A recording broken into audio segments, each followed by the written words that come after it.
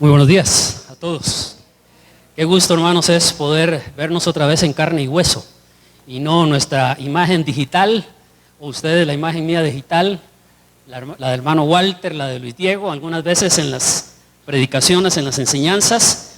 Hoy, hermanos, regresamos a saborear las declaraciones de David en el Salmo 133, versículo 1.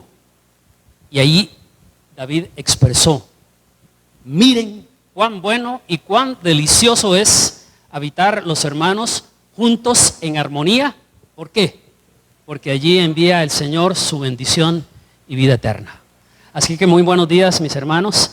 Y el salmista termina diciendo algo que vamos a seguir disfrutando de ahora en adelante, primero Dios. Y con la esperanza de que un día no solo yo me pueda quitar la mascarilla aquí adelante, sino que ustedes también lo puedan hacer. Porque vieran que no hay nada más raro que predicar también sin tener la retroalimentación de la otra parte del rostro. Es tan importante. Bueno, durante 3 meses hemos estado exponiendo el contenido del libro de los jueces. Ustedes son testigos de eso. En el Antiguo Testamento, y ha sido un recorrido impactante sobre realidades del pasado, pero que tienen también lecciones importantes para nosotros hoy. Todo el libro nos explica hasta dónde podemos llegar las personas, incluso el pueblo de Dios. Esto es terrible, hermanos. Es más, de hecho se dice que este es el final, capítulos 19 al 21, son los capítulos peores de todo el libro de Jueces, y algunos dicen de toda la Biblia. Si sacamos a Dios de nuestra vida, este libro fue escrito para explicarnos lo que va a suceder.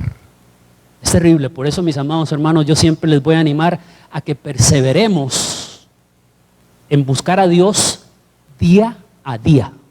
O sea, no pospongamos este asunto de nuestra relación con Dios, que no depende, como bien estábamos escuchando, de todas las cosas que a veces nosotros levantamos para hacer culto a Dios, sino depende de su búsqueda personal de Dios, y que como pueblo de Dios podamos animarnos todos a hacerlo.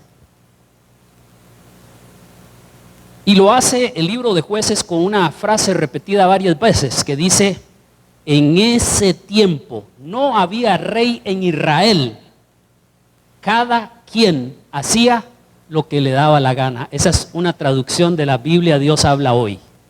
Eso es lo que dice y me gusta. Cada quien hacía lo que le daba la gana. Como no hay nadie que pueda controlar, que pueda hacer las cosas, entonces el pueblo se desemboca.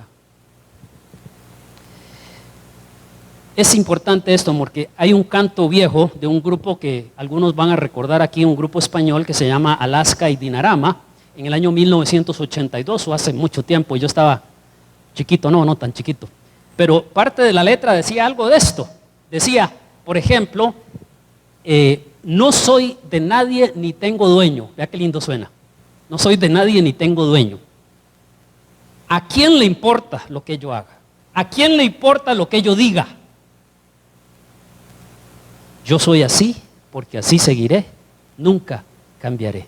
Vea cómo la filosofía del mundo se ha traspasado a través de generaciones. Y con esta filosofía es la misma de los jueces. Yo hago lo que me dé la gana, nadie tiene por qué controlarme, ni siquiera Dios. Y esto sucede cuando se levantan generaciones que no conocen a Dios, ni le interesan lo que Él diga. Y este es el marco general dentro del cual podemos entender de alguna manera lo que vamos a ver en esta mañana.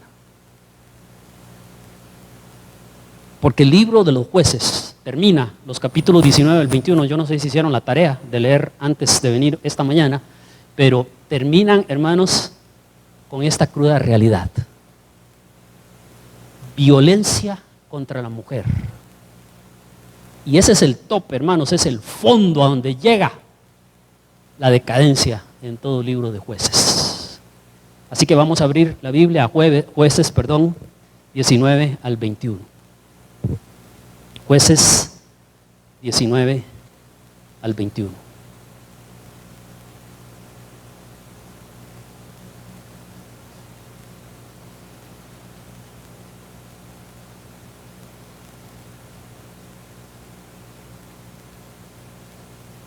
¿Estamos listos, hermanos? Vamos a orar. Padre, en el nombre de Cristo, ahora pedimos una unción tuya especial, de tu Espíritu Santo, Señor, controlando, dirigiendo nuestras mentes y nuestros sentidos espirituales hacia este texto, hacia esta palabra de esta mañana. Pedimos, Señor, que cada uno pueda estar considerando seriamente lo que tu palabra puede hablarnos a cada uno y de algo que podríamos hacer para empezar a revertir tantas situaciones de decadencia en nuestra sociedad. En el nombre de Jesús, amén.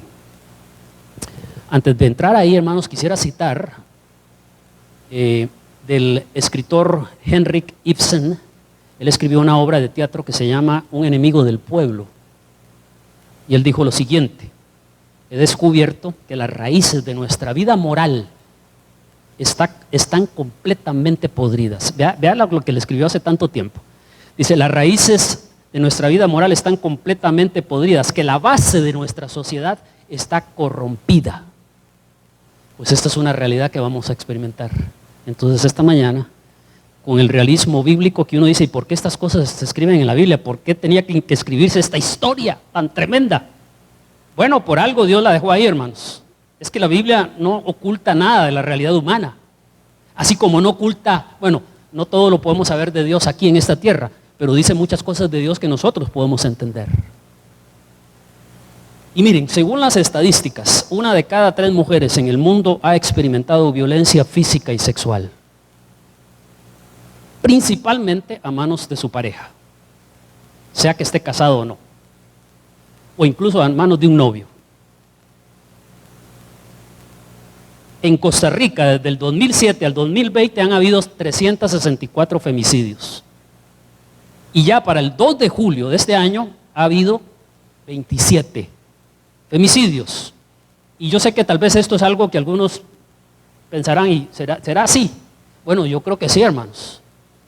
La condición de ser mujeres las hace vulnerables ante los hombres que a veces decimos que tenemos más fuerza física y que tendemos a ser violentos y que queremos a veces dominar en la vida de las mujeres para hacerlas que hagan lo que nosotros queremos. Y el femicidio es el asesinato de las mujeres perpetrado por los hombres por el solo hecho de ser mujeres, hermano, porque eso es importante entenderlo, y que suele ir acompañado de un conjunto de acciones de extrema violencia. De esos 27 casos que mencionamos ahí, hay 20 que están en proceso de investigación todavía. Vea cómo tarda a veces la justicia. Ahora, ¿cómo se llega a esto? En primer lugar, Jueces capítulo 19, cuando perdemos la brújula moral. Se perdió. No hay nada que dirija el norte de la vida de las personas. Y esta narración está llena de manifestaciones de total decadencia espiritual y moral, porque cuando se pierde la brújula moral, los hombres que deben servirle a Dios, vea cómo comienza esto, hermanos. Empieza con la gente que deben ser líderes del pueblo de Dios. Los hombres que deben ser los ejemplos líderes en el pueblo de Dios toman decisiones en contra de la voluntad de Dios, decisiones que afectan su relación con Dios y su testimonio. Versículo 1. En aquellos días, cuando no había rey en Israel, hubo un levita que moraba como forastero en la parte más remota del monte de Efraín, el cual había tomado para sí mujer concubina de Belén de Judá. Hombres tomando decisiones que se supone que deben de ser el ejemplo y servir a Dios, tomando decisiones en contra de la voluntad de Dios. ¿Qué es lo que tenemos aquí? Bueno, un levita de Efraín que toma como concubina a una mujer de Belén de Judá. Y para aclarar algo aquí, hermanos, no es el mismo levita del capítulo 17, porque ni su nombre ni el de su concubina aparecen en este texto. Él era, eso sí, un levita, dice. Y un levita, hermanos, es alguien que le sirve a Dios, o que se espera que le sirva a Dios, pero ahora con una concubina en su vida. Y una concubina en ese tiempo era una esposa de segunda categoría. Y el concubinato es cuando un hombre y una mujer conviven juntos sin haberse casado. Eso es terrible, hermanos. Hoy en día es lo más común, si usted se da cuenta. Antes no era así, pero hoy es lo más común. Jóvenes, muchachos, incluso adultos también, que ya toman decisiones en contra de la voluntad de Dios y esperan la bendición de Dios. Entonces tenemos a un hombre que conoce las leyes de Dios, porque estamos hablando del pueblo de Dios, líder del pueblo con 2 mujeres. Entonces lo que tenemos aquí es un líder con una dudosa condición familiar. Pero cuando se pierde la brújula, no solo hace que líderes tomen malas decisiones, sino también las mujeres se enredan emocional y sexualmente. Versículo 2, vea lo que dice el texto. Y su concubina, mire, le salió mala, ¿verdad? Le fue infiel. Y se fue de él a casa de su padre, a Belén de Judá, y estuvo allá durante 4 meses. Bueno, no solo los hombres toman decisiones en contra de la voluntad de Dios, sino las mujeres también. Y el enredo emocional y sexual es parte de estos enredos. Ya de por sí que ella aceptara ser concubina de un levita estaba mal. Y en un mundo progresista, como se le llama ahora, ¿verdad? Los progres y los retrógrados o los conservadores, así estamos divididos ahora. En un mundo que se dice progresista, hermanos, ya esto no es visto como malo, pero en la palabra de Dios, este tipo de relaciones siguen siendo pecaminosas. No ha cambiado, hermanos. No ha expirado la ley moral de Dios. Este tipo de relaciones siguen siendo pecaminosas porque atenta contra la pureza sexual que solo debe existir en el matrimonio. Y usted debe evaluar, entonces, si usted está aquí esta mañana, cómo es su comportamiento en esas áreas. Pero la vida de esta concubina se complica aún más. Si se da cuenta en el texto, estando en esa relación ilícita ya de por sí, ella decide ser infiel a levita. Pura novela, ¿verdad? Y este es otro signo de decadencia en ese tiempo. Ahora, no vamos a especular, hermanos, sobre las razones por qué llevaron a esta mujer a ser infiel, como hoy tampoco debemos de especular en eso. Hoy se dicen muchas cosas, ¿verdad?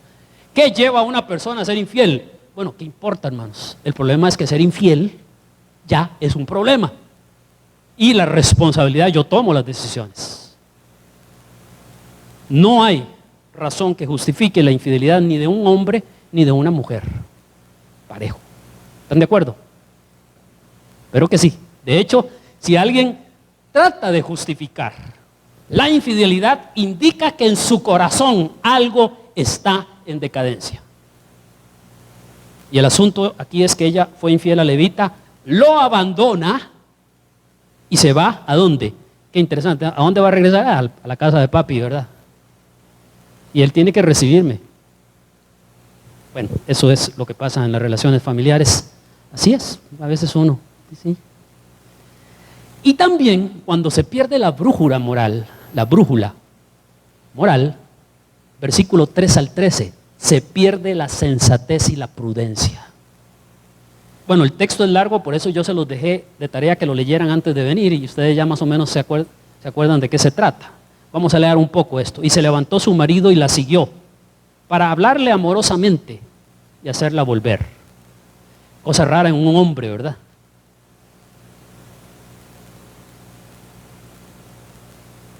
Y llevaba consigo un criado y un par de asnos, y ella le hizo entrar en la casa de su padre, y viéndole el padre de la joven, salió a recibirle gozoso, y le detuvo su suegro, el padre de la joven, y quedó en su casa 3 días comiendo y bebiendo y alojándose allí. Y ustedes pueden ya acordarse de la lectura. Pero, ¿qué es lo que pasa? En esta parte de la narración, el suegro del levita pierde la sensatez y el levita también pierde la prudencia. Porque vean, después de un tiempo el levita se acuerda que su concubina le hace falta, posiblemente porque ya los platos se estaban acomodando en el fregadero, ¿verdad? Porque la casa tal vez ya estaba sucia, ¿verdad? Porque necesitaba a alguien que le ayudara en las labores domésticas para que él fuera a servir a Dios. Interesante, ¿verdad? Y decide, dice, hablarle amorosamente, hacerla regresar, como que está dispuesto a perdonar la infidelidad. Y cuando llega a Belén, ella lo recibe en la puerta, pero ¿quién se alegra de verlo? El suegro, hermanos, ella ni se alegra de verlo.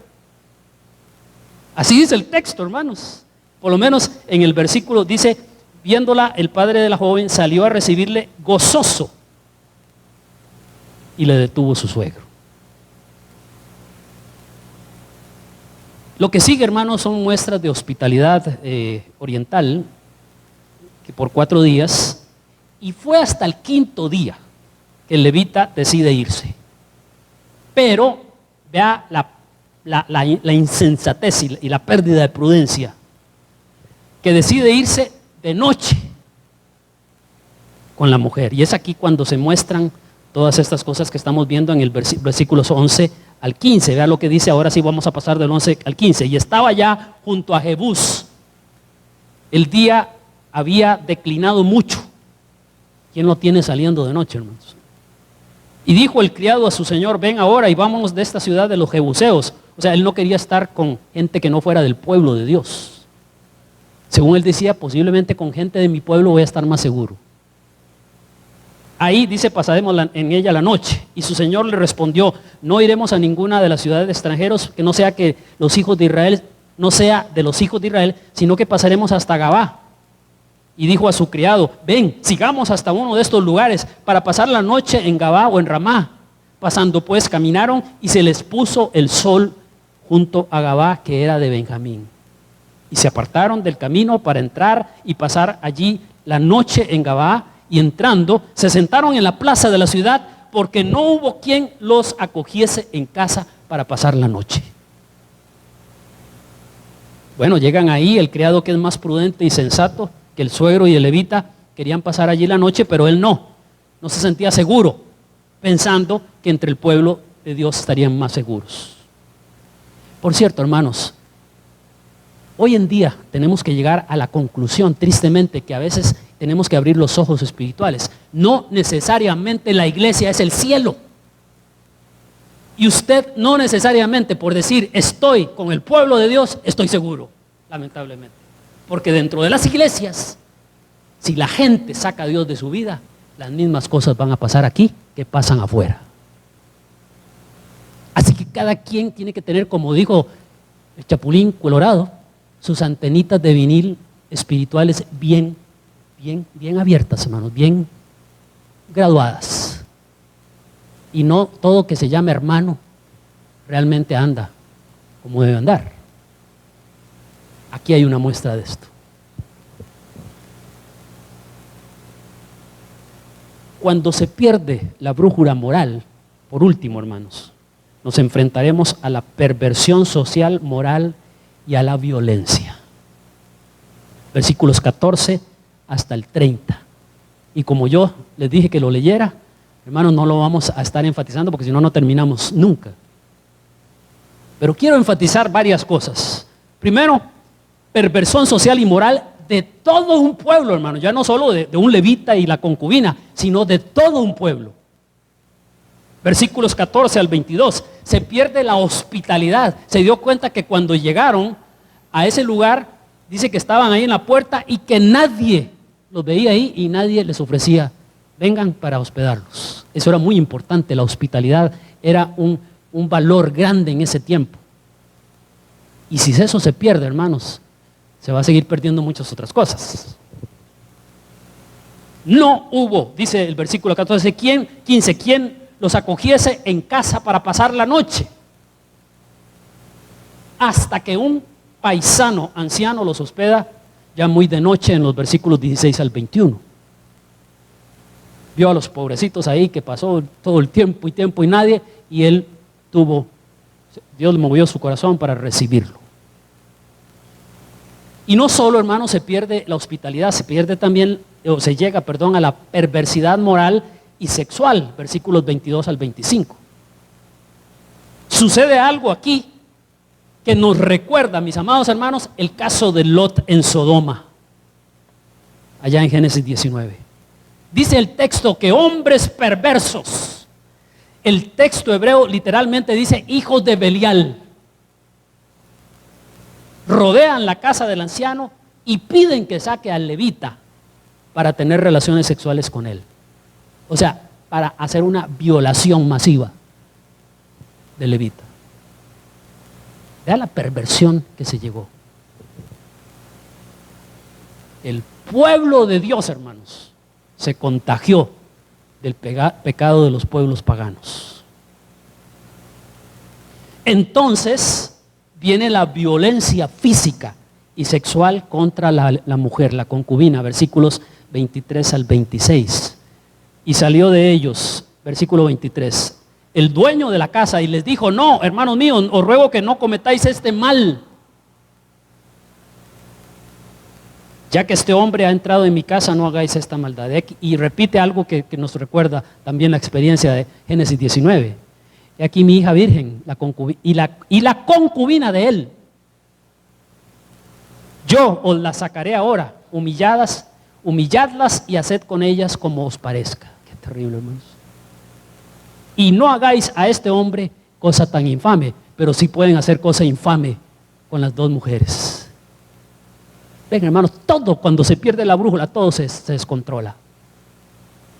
Mas aquellos hombres no le quisieron oír, por lo que, y miren esta frase, hermanos, por lo cual, tomando aquel hombre a su concubina, la sacó y entraron a ella y abusaron de ella toda la noche hasta la mañana y la dejaron cuando apuntaba el alba. Esto, hermanos, es terrorífico. Terrorífico. El levita, dice el texto, que toma a su concubina y la echa a la calle, hermano. No tomó a la hija, por cierto. El otro hombre que dijo que estaba dispuesto a dar su hija, no lo dijo. Y esto de echar a la calle, hermanos, implicó que ejerció violencia contra ella. O sea, a la fuerza. ¿Usted creen que ella quería salir, hermanos? O sea, la agarró, la tomó, y como los hombres generalmente podemos, en teoría, dominar más a las mujeres, ¿verdad? En teoría, puede ser que alguna mujer lo haga al revés, y esto es un tema para hablar de otro día, pero los hombres somos dados a ejercer más fuerza. Ya el mismo levita está ejerciendo violencia. No ha empezado, hermanos, afuera, cuando ya adentro empezó en casa.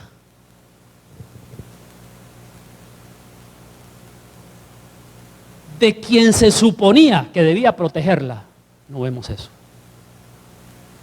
Y los hijos de Belial, dice ahí, abusaron sexualmente de ella toda la noche hasta el amanecer. Imagínense, hermano, cuánto dolor físico, emocional para una mujer sola contra una pandilla de hombres perversos. Y el versículo 26, vea cómo termina. Y cuando ya amanecida vino la mujer y cayó delante de la puerta de la casa de aquel hombre, donde su señor estaba, hasta que fue de día. Continúa la crueldad extrema, ahí no acaba, hermanos, versículos 27 al 30. En el versículo 27, ¿qué nos dice, hermanos? Que el levita durmió tranquilamente esa noche, mientras todo eso pasaba allá afuera. Y se levanta para seguir su camino al día siguiente, no para ver cómo estaba ella, lo que le interesaba era seguir su camino. No le interesa la mujer para nada.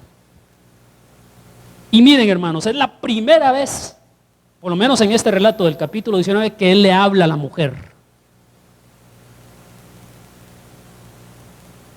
Pero ella ya no puede responder, porque cayó muerta al umbral de la puerta. Su cuerpo quedó ahí, desnudo, abusado, maltratado. Los versículos 28 al 30, uno esperaría, hermanos, que por lo menos este hombre le diera un entierro decente, ¿no es cierto? Ya estaba muerta. Y que el levita por lo menos se atreviera a poner en su tumba: aquí yace una mujer que me salvó la vida. Pero no, hermanos, no. Cuando llega y se la lleva a su cuerpo muerte a la casa, toma un cuchillo, hermanos, y la destaza en 12 pedazos, como si fuera un animal, como si fuera una vaca. Y envía 12, cada pedazo a las 12 tribus de Israel. ¿De dónde se le vienen todas estas ideas, hermanos? Grandes ideas. De haberse alejado de Dios, de hacer lo que le daba la gana.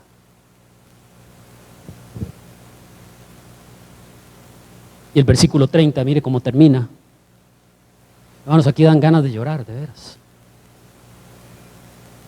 Y todo el que veía aquello decía, jamás se ha hecho ni visto tal cosa. Desde el tiempo en que los hijos de Israel subieron de la tierra de Egipto hasta hoy, considerad esto, tomad consejo y hablad. Bueno, ¿cómo se llega al fondo de la decadencia extrema? Cuando perdemos la brújula moral. Vamos a caer también en violencia. Y en segundo lugar, hermanos, la violencia engendrará más violencia. Esto es una ley humana, una ley que todos podemos experimentar. Las cosas no se van a arreglar con violencia. Capítulos 20 al 21, y aquí sí voy a hacer un poco más rápido, hermanos, puesto que ustedes ya leyeron esta historia. En primer lugar, el resultado de la decadencia extrema se da cuando sucede una guerra entre hermanos. Capítulo 20, entre el pueblo mismo de Dios. Y este capítulo narra cómo las demás tribus hacen guerra contra la tribu de Benjamín, que fue la que perpetró este terrible asesinato. Y con el apoyo de Levita. Y en esos días, hermanos, en 2 días mueren 40,000 israelitas. ¿Qué les parece? 40,000 israelitas. Y en todo, por supuesto, Dios está buscando que todos volvieran su corazón a Él. Todos. Eso es lo que Dios está esperando siempre hasta la fecha de hoy en este planeta que vivimos. Hoy, en este día, dice que Dios es paciente y misericordioso, no queriendo que ninguno perezca, sino que todos procedamos al arrepentimiento. Y a veces las cosas duras que pasan es para enseñarnos a acercarnos aunque no nos guste. Porque todos queremos que nos vaya bien, pero no muy comprometidos con Dios. Solo queremos bendiciones de Dios. Pero hermanos, ese es un Dios hecho a nuestra medida. Y segundo lugar, capítulo 21, versículos del 1 al 24, narra una situación, hermanos, porque como a raíz de esa guerra solo quedaron 600 hombres en esa tribu de Benjamín, entonces a los 600 hombres se les ocurre, hermanos, ir a raptar 600 mujeres doncellas.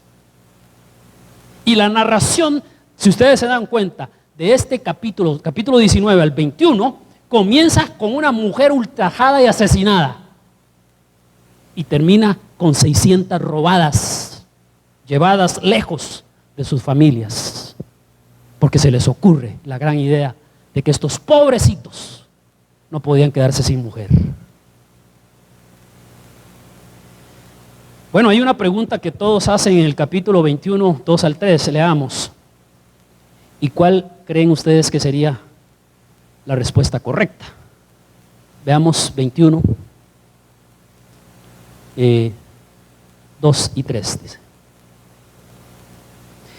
Y vino el pueblo a la casa de Dios, versículo 2. Eso sí, muy religiosos, ¿verdad?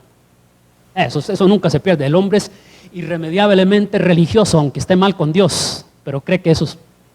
Vamos a la iglesia, ¿verdad? Y más ahora, presencialmente, eso nos va a ayudar. Yo creo que sí, hermanos, no vamos a hablar aquí cosas malas. Ni les vamos a decir consejos para hacer el mal. Pero el simple hecho de estar aquí con nuestro cuerpecito, ¿verdad? No dice que vamos a cambiar realmente. Vino el pueblo a la casa de Dios, se estuvieron allí hasta la noche, ¿verdad? Qué bárbaros. Hicieron una vigilia. En presencia de Dios.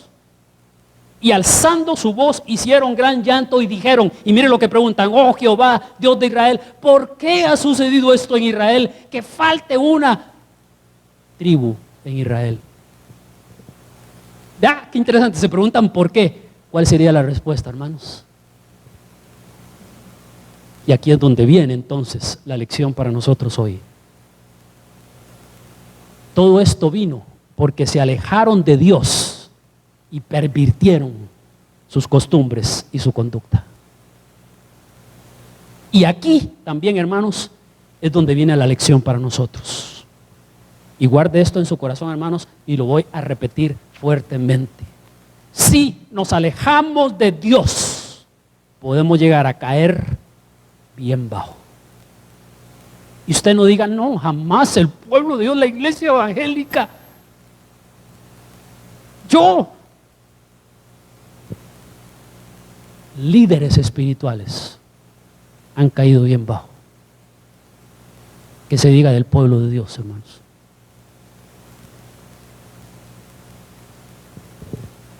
No lo hagamos nunca, mis hermanos, nunca. Por más que usted diga, es que no. ¿Y saben cuál es la excusa de algunos creyentes hoy en día? Gente que llega a la iglesia. Dice, es que no, miren fulano de tal en la iglesia y no, que es líder y esto. Esa es una excusa barata, hermanos. Porque usted no es llamado a poner la vista en los hombres.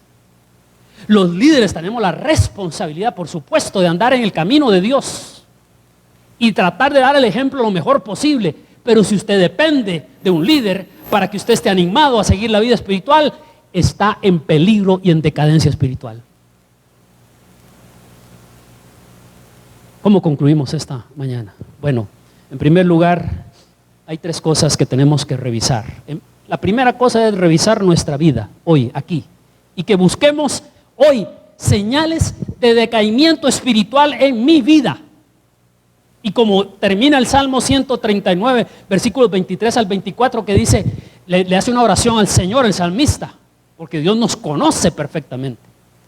Examíname, oh Dios, ve mi corazón, prueba si hay en mí, no en otros, en mí, caminos de perversidad. Y dirígeme en el camino correcto, eterno. Por eso, si usted esta mañana o quienes me van a escuchar hoy a las 6 de la tarde, les envío un saludo, por cierto, a los hermanos, es que examinen su vida también. ¿Qué señales de decaimiento puede haber? Saben, pueden haber muchas. Desde ya no tener una relación con Dios a través diaria, a través de la palabra de Dios, lo que se llama un devocional, orar a Dios. O sea, los ejercicios espirituales que ya sabemos que nos ayudan, no legalísticamente, sino porque queremos disfrutar a Dios. Número 2, revisemos cuál es el postulado que sostiene nuestros principios, nuestros pensamientos y nuestra conducta.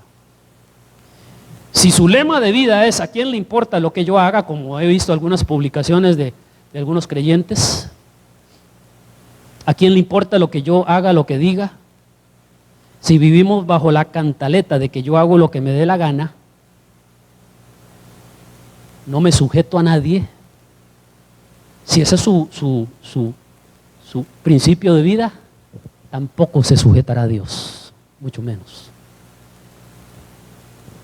Y hoy es día de hacer un compromiso de volver al señorío de Cristo, algo que en la Biblia está tan claro. Jesús es el Señor de todo, hermanos, pero debe ser el Señor de mi vida. ¿Y ustedes creen que cuando el Señor es el Señor de mi vida, es el centro, cuando de veras estamos viviendo eso, vamos a atrevernos a hacer esas cosas? No, hermanos. Si el Señor manda y yo obedezco, voy a hacer su voluntad. Un compromiso, hermanos. A Él sí le importa lo que usted y lo que yo pensemos y hacemos. A Él sí le importa. Y le importa. ¿Sabe por qué? Porque nos ama y porque quiere lo mejor para nosotros. Y número 3, hay 4. Número 3, revisar nuestra postura sobre el tema de la violencia contra la mujer. Esta mujer de la que estamos hablando en esta mañana puede ser nuestra madre, esposa, hija, hermana, novia, abuela. ¿Verdad que ahí sí ya nos preocupa? Porque si nos tocan a nuestra madre, a nuestra hija, a nuestra esposa, a nuestra novia, a nuestra abuela. Y acuérdese de todas las mujeres que puedan estar en su vida.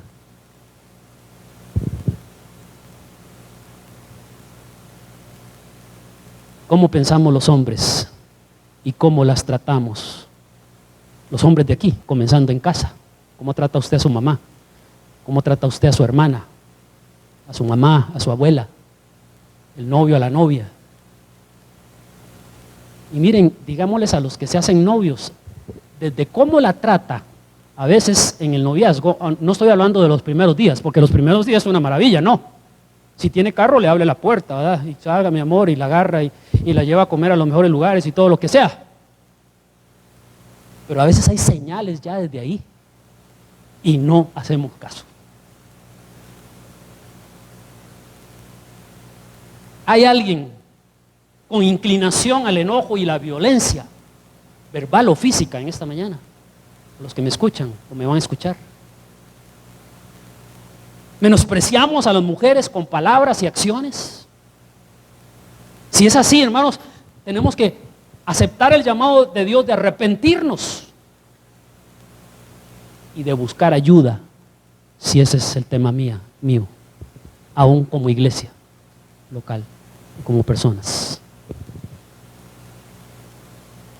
Mujeres que están aquí esta mañana y que me van a escuchar también a las 6 de la tarde, si están en una situación donde las agreden, es tiempo de romper el silencio. A veces puede ser un hijo. Miren, qué cosa, los animales son los que menos nos agreden.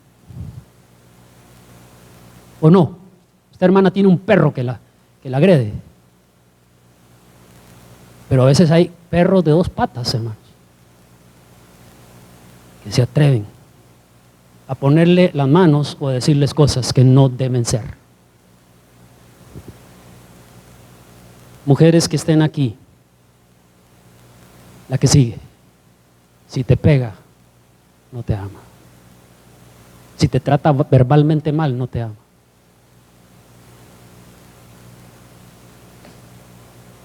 Y por último, aunque Jueces nos presenta un panorama triste y desolador, aquí está la esperanza de cambio para mí y sigue siendo, hermanos, lo que puede sostener la vida de alguien en un mundo que se hace pedazos moralmente. Hay una frase en todo el Nuevo Testamento, hermanos, sencilla, que dice: en Cristo Jesús. ¿Dónde está la esperanza de esta humanidad? Está solamente en Cristo Jesús, para cambiar al ser humano desde adentro hacia afuera y hacerlo, lo que Pablo dijo, una nueva humanidad que es capaz de deshacerse de todos los lastres de inmoralidad, de violencia, de mentira, de engaño, de infidelidad. Y yo les invito entonces a reflexionar en estas 4 cosas que tenemos que revisar, porque si alguien está aquí y me dice que, bueno, yo sí tengo a Jesús, ¿a dónde lo tiene, hermanos? ¿A dónde? Como una expresión religiosa más, una expresión cultural de lo que es la opción de no ser católico, pues es ser evangélico. Y si no, tendrá un abanico de opciones, hermanos, si quiere acercarse a Dios. Pero la Biblia dice que solo en Cristo usted puede ser una nueva persona, nacida de nuevo por el Espíritu Santo. Y si usted ya es creyente, puede volver a ser controlado por el Espíritu Santo. He estado leyendo a un autor costarricense, Jacques Sagot, que a algunos tal vez no les gustará, pero él escribió un libro en honor a una muchacha que se llama Viviana, el apellido se me fue, Gallardo. Sí, gracias. Por cierto, ese libro me lo prestó la hermana Norma. No lo he terminado de leer, pero me ha impresionado muchas cosas. Y a veces no me gusta su teología, porque habla mucho de Dios también. Sin embargo, habla de realidades que son hoy parecidas a las de este texto. Y ¿saben qué es lo que, aunque no lo dice él así, él usa mucho lo que para mí escribí en el libro, la naturaleza pecaminosa del ser humano? Si nos descuidamos, amados hermanos, podemos llegar muy bajo, muy bajo. Yo no sé usted, pero yo siento, hermanos, en mi corazón un deseo de orar, de pedirle a Dios que nos ayude, que no salgamos de aquí deprimidos en esta mañana. No fue mi propósito, es exponer un tema que es una realidad bíblica. Y cuando yo puse en Facebook de que iba a predicar sobre violencia contra la mujer, vea con qué me salió un hombre. Pero hay que hablar de la violencia de la mujer contra el hombre. Sí, pero papito, ese no es el tema de Jueces 19 al 21. ¿O ve usted un hombre agredido ahí?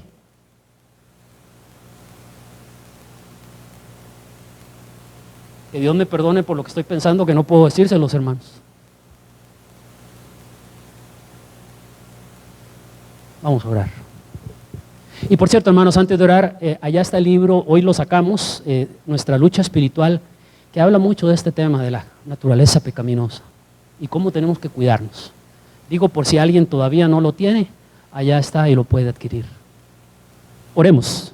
Si quiere ponerse de pie, ya vamos a cerrar. Son las 11 en punto.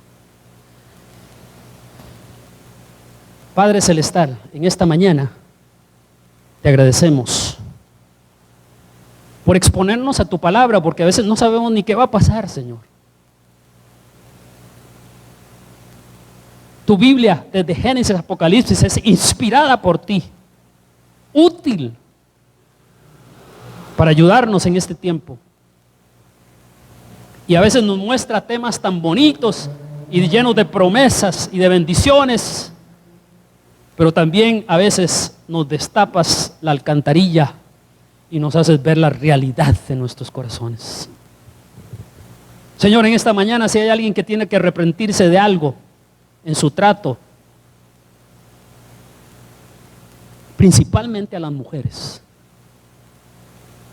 ayúdanos, Señor. Y a las mujeres que están aquí, ayúdalas a percibir que no es tu voluntad de estar en una situación de agresión y que se puede levantar la voz y hacer algo.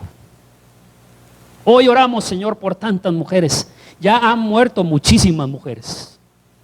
Tanta sangre se ha derramado de mujeres en esta tierra, en este país, a manos de hombres perversos, hijos de Belial, de hombres que debieron haberlas defendido y amado, que están enfermos espiritualmente. Señor, en el nombre de Jesús, ten misericordia. Ayúdanos, Señor, a levantar generaciones de niños, de hombrecitos, que sepan tratar bien a sus hermanas, a sus mamás, a sus abuelas, que sepan ser bien machos, pero en el sentido correcto, hombres que aman genuinamente. Señor, ayúdanos, porque sé que esto comienza en casa.